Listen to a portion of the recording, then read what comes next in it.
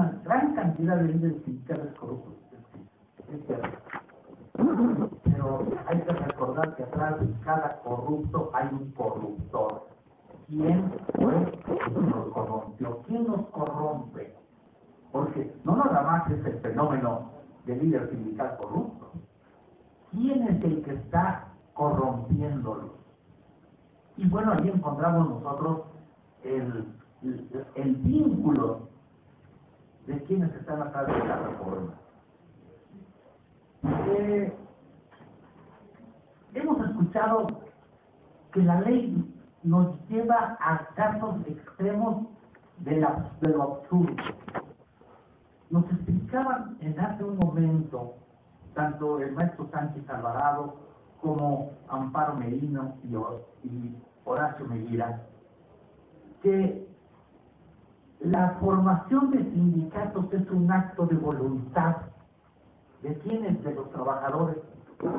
Pero ese acto de voluntad está con la ley, y con la nueva ley nos llevan, con lo que pretenden hacer como nueva ley, nos pretenden que solamente sea el Estado el que defina qué agrupaciones son las que se respetan y las que les permiten el ejercicio sindical y cuáles no. Esta circunstancia, lógicamente, que pervierte lo que puede denominarse el sistema sindical. Y no se puede permitir que pase una reforma de esta naturaleza. No debería llevar más allá esta injerencia estatal en los sindicatos. Va en contra de los derechos de los trabajadores, en contra de los derechos humanos de los trabajadores. Cada vez que escuchemos hablar a los gobernantes, ojo, yo antes decía a los políticos, pero ahorita me podría regañar Horacio Meguira. Es decir, todos somos políticos, y tiene toda la razón, todos somos políticos, pero no todos somos gobernantes.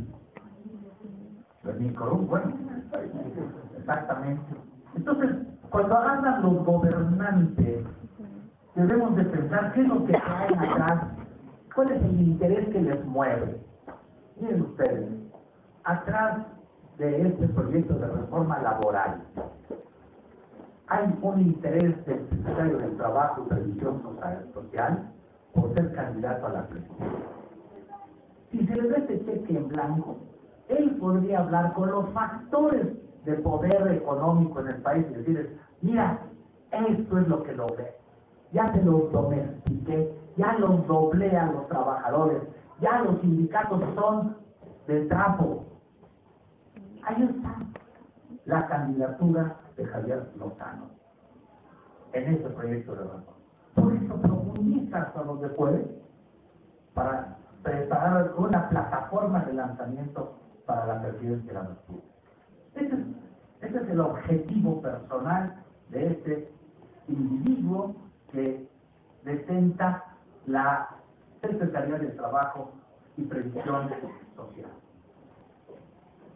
Si esto pasa, el derecho de huelga, un derecho colectivo, en las condiciones en que se pretende imponer la ley, el proyecto de ley, la huelga pasaría a ser una reliquia jurídica, porque la sustrae, le extrae toda la sustancia social, para que sea el Estado el que te permita hacer la huelga o no. Entonces, es otro de las cuestiones perniciosas.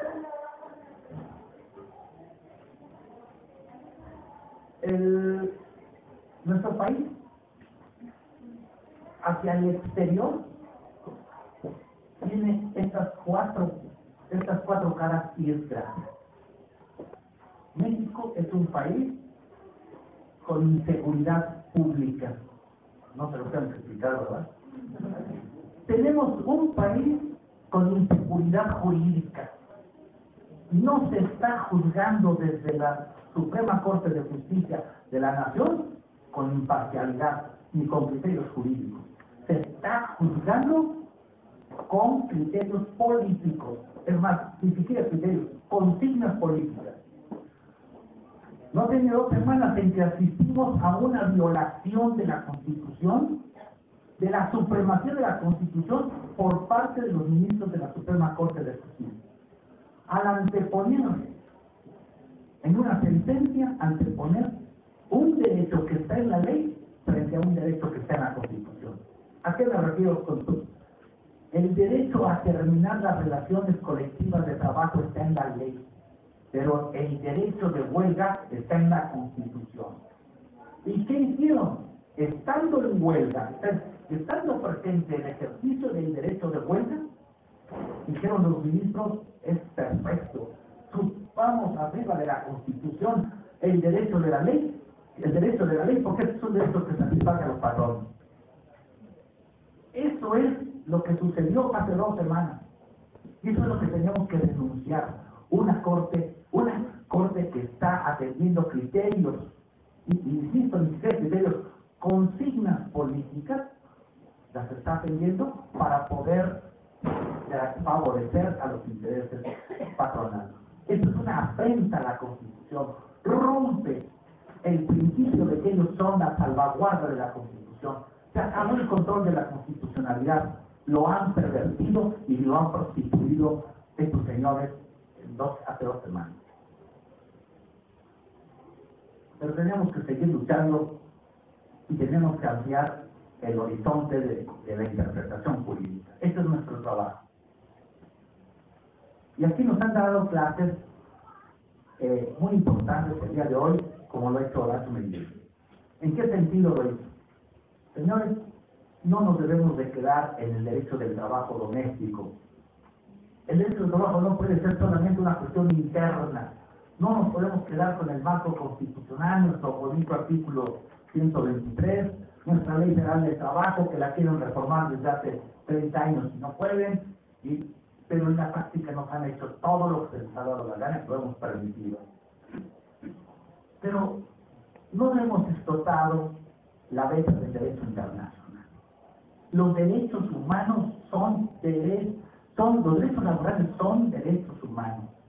Claro, ustedes pueden decir, bueno, pero la Comisión Nacional de Derechos Humanos dice que no conoce de asuntos electorales ni de asuntos laborales. Ahí está la perversión. Ahí está la perversión. La Comisión Nacional de Derechos Humanos debe de conocer de cuestiones laborales. Porque los tratados internacionales, la Carta Interamericana de Derechos Humanos, la Carta de Naciones Unidas de Derechos Humanos, establece cuáles son esos derechos, y entre esos derechos están los derechos laborales. Debemos de ampliar nuestros conocimientos hacia allá y no únicamente verlo como un asunto de carácter doméstico. El derecho del trabajo no es una calentura mexicana, no, es una cuestión de orden internacional. Son derechos de la persona humana y no podemos dejar que se pisoteen en nuestro país. Bien, entonces, pues yo con esto podría terminar nuevamente congratulándome de haber compartido esta mesa con tan distinguidos profesores que nos acompañan el día de hoy. Muchísimas gracias.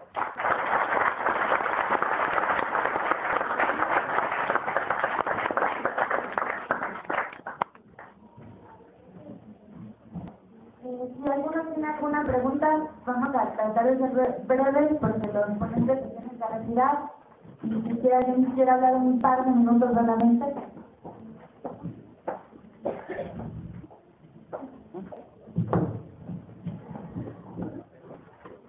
No, sí. Yo nada más, me parece importante que se hagan esos foros, sobre todo porque aquí en la Facultad de Derecho, y sobre todo sobre la reforma laboral, me parece importante que los abogados reflexionen sobre eso y no nos abstraigamos solamente a los argumentos que se ven en la televisión. Por eso me parece que es muy importante y sobre todo que todos los estudiantes que están en la facultad pues deben de atender a cualquier foro que se realice para reflexionar sobre todo este tipo de problemas que se dan en la nación, en el país, pues.